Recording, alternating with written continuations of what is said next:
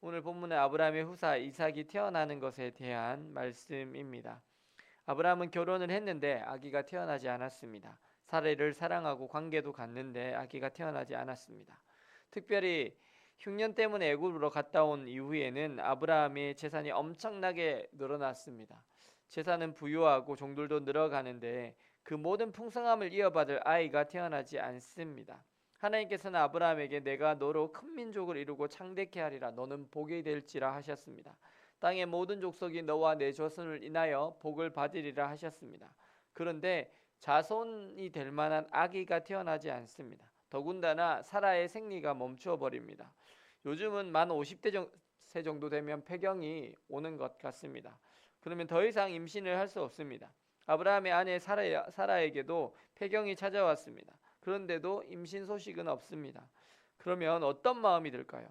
만약 여러분이 아브라함이었다면 어떻게 하셨겠습니까? 저라면 하나님 이게 어찌 된 일입니까? 아니 내 자손이 이렇게 하늘의 별과 같이 바다의 모래알같이 많게 되겠다고 하시지 않았습니까? 그런데 저도 늙었고 아내는 이미 생리가 끊어졌습니다. 어떻게 아기를 낳으라는 말입니까? 라고 기도로 물어볼 것 같습니다.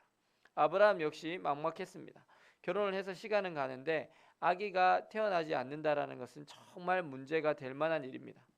예전에 우리나라 같으면 아내가 소박을 맞을 수도 있는 일입니다. 시가에서 쫓겨날 수 있는 일입니다. 오늘 본문의 말씀에서는 아브라함이 바랄 수 없는 중에 바라고 믿었다고 말씀합니다. 그런데 정말 아브라함이 한결같이 하나님의 말씀대로 정확하게 이루어질 것을 믿었습니까? 그런 건 또 아닌 것 같아요. 왜냐하면 아브라함도요, 성경에 보면 우리가 창세기 내용을 잘 알고 있지 않습니까? 많이 흔들렸어요. 아무리 기다려도 자식이 생기지 않자 창세기 15장 2절에 아브라함이 이르되 주 여호와여 내게 무엇을 주시려 하나이까 나는 자식이 없사오니 나의 상속자는 다메섹 사람 엘리에셀이니이다 라고 이렇게 했습니다. 그러자 하나님께서 그 사람이 내 상속자가 아니라 내 몸에서 날 자가 내 상속자가 될 거야 라고 또 말씀하십니다. 그런가 하면 또 아무리 기다려도 자식이 없자 또 근데 또 사라가 자기 여종 하갈이 있으니까 또 들어가라고 그래요. 그래갖고 또 이 요정과 동침해서 이스마엘을 낳기도 했습니다. 그러고는 한다는 말이 이스마엘이나 하나님 앞에서 살기를 원하나이다 이런 말을 했어요. 그러자 또 창세기 27장 18절 말씀에 아브라함이 이에 하나님께 이르되 이스마엘이나 하나님 앞에 살기를 원하나이다. 그러자 하나님은 또 아니다. 너의 아내 사라가 너에게 아기를 낳을 건데 그 이름을 이삭이라 하라. 내가 그 이삭과 언약을 다시 세울 거다라고 말씀하십니다. 그리고 그 약속이 후손에게 이어질 거라고 정확하게 다시 알려주십니다. 그런가 하면 하나님께서 천사들을 대동하고 아브라함에게 오셨을 때에도 자신이 임신하여 아기를 낳을 거라는 것을 사라도 못 믿었어요.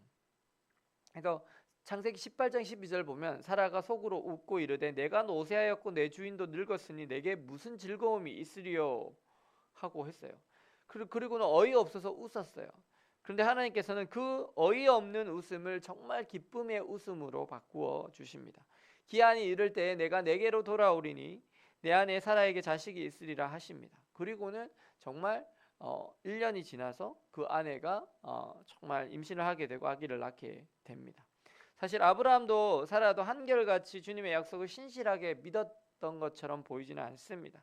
때로는 눈에 보이는 충성을 하는 그 종을 상속자로 삼아야 하겠다고 푸념을 늘어놓기도 했습니다.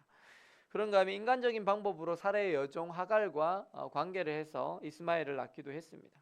그런가 하면 하나님께서 오셔서 말씀하시는데도 나도 늙었고 남편이 늙었으니까 아유 어떻게 이런 일이 있겠나 하고 어이없이 웃기도 했습니다. 그럼에도 불구하고 하나님께서는 그 약속의 말씀을 다 이루십니다.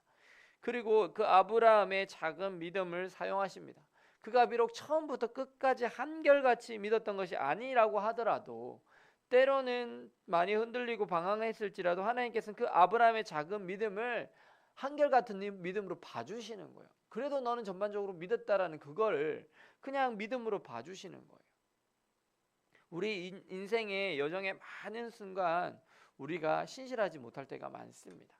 하나님께서 하신 약속의 말씀이 있음에도 우리는 여전히 불안해합니다. 의심합니다. 걱정합니다. 그리고 인간적인 방법으로 해결하려고 하다가 틀어지기도 합니다. 근데 그런 믿음 없는 우리를요 하나님이 여전히 사랑하십니다. 그리고 우리의 연약한 믿음을 붙들어 주십니다. 그리고 모든 것이 합력하여 선을 이루게 하십니다. 우리의 이 작은 믿음을 사용하셔서 하나님 나라의 의를 이루십니다. 의심도 많고 걱정도 많고 불안하고 염려하고 근심 걱정하고 또 죄에도 잘 넘어지는 우리에게 단 한 가지 소망이 있는 이유는 신실하신 하나님께서 그분의 선하심으로 우리를 포기하시지 않으시기 때문입니다. 우리의 작은 믿음이라고 할지라도 겨자씨 같은 믿음이라 할지라도 그 믿음을 사용하셔서 하나님께서 마침내 의를 이루시기 때문입니다. 사랑하는 여러분, 오늘 나 자신을 볼 때 부족합니까? 연약합니까? 실수하고 넘어집니까? 너무나 자격 없습니까? 다 맞는 말일 수 있습니다. 하지만 중요한 것이 있습니다. 신실하신 하나님은 아직도 여전히 여러분을 포기하시지 않으신다라는 사실입니다. 여전히 여러분의 작은 믿음을 붙잡아 주시고 계시다는 사실입니다. 그리고 그 작은 믿음, 겨자씨와 같은 믿음을 사용하셔서 하나님의 위대한 일을 이루려 하신다라는 사실입니다. 아브라함이 신실했던 것이 아닙니다. 하나님이 신실하셨습니다. 신실하신 하나님께서 아브라함의 믿음이 흔들릴 때마다 그를 붙잡아 주시고 다시 말씀을 주시고 격려해 주시고 인도해 주셨습니다. 사랑하는 여러분, 오늘 여러분의 믿음이 흔들릴 때 주님 앞에 다 쏟아 놓으시기 바랍니다. 푸념이라도 좋으니까 주님께 고백하시면 됩니다. 그때 아브라함의 믿음을 붙잡아 주셨던 신실하신 하나님께서 오늘 여러분의 믿음을 붙잡아 주실 것입니다.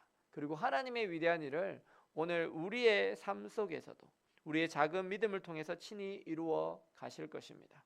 오늘 절망과 아픔, 근심과 염려 속에서도 그 마음 그대로를 주님께 다 쏟아 놓으심으로 우리의 믿음을 붙잡아 주시는 하나님, 그리고 겨자씨 같은 우리의 믿음을 사용하셔서 위대한 하나님의 일을 이루시는 그 하나님을 더욱 깊이 체험하시는 저와 여러분들 되시기를 예수님의 이름으로 축원합니다. 기도하시겠습니다. 사랑과 은혜의 주님, 때로는 아브라함이 자신의 상속자는 다메섹 사람 엘리에셀이라고 믿음 없는 고백을 했어도, 이스마엘이나 하나님 앞에서 살기를 원하나이다 라는 믿음 없는 말을 했어도 하나님께서 그의 연약한 믿음을 붙잡아 주시고 그 작은 믿음을 사용하사 하나님의 위대한 일을 이루시는 것을 봅니다. 주님, 저희들도 믿음이 연약합니다. 때로는 믿음이 많이 흔들립니다. 오늘 아브라함의 작은 믿음을 붙들어 주셨던 주님, 저희 연약한 믿음을 붙들어 주옵소서. 이 약한 믿음을 사용하셔서 하나님의 위대한 일을 이루심을 저희가 경험하게 하여 주옵소서. 그래서 신실하신 하나님을 더욱 깊이 체험하며 하나님을 증거하며 간증하며 살게 하여 주옵소서. 예수 그리스도의 이름으로 기도드립니다. 아멘.